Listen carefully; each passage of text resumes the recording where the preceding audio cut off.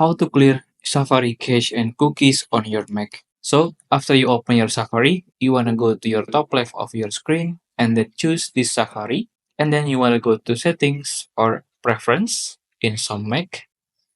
And then right here, you want to go to privacy right here. Click on it. And then in cookies on website data, you want to choose on manage website data. And then right here is all of the cache and cookies on your Mac or your Safari. If you want to clear cache and cookies on specific website, you want to choose on this search bar at the top right, and then search the website name, for example, on Google, and then choose the cache and cookies that you want to delete, for example, right here, and then click on remove. Or if you click on remove all, it will remove all of the Google only website cache and cookies. Or if you want to clear cache and cookies on your Mac all at once, you just want to click on this remove all without searching any website name. Remove all, and there you go.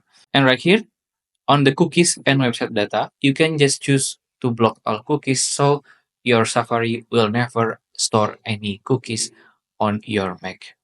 Click on it, and then it will block all of the cookies from now. If you don't find this block all cookies or manage website data, you just want to click on this prevent cross-site tracking. You just want to uncheck it and close it again and do all over again to Safari settings and preference. And that's it. If you find this video useful, please consider like and subscribe.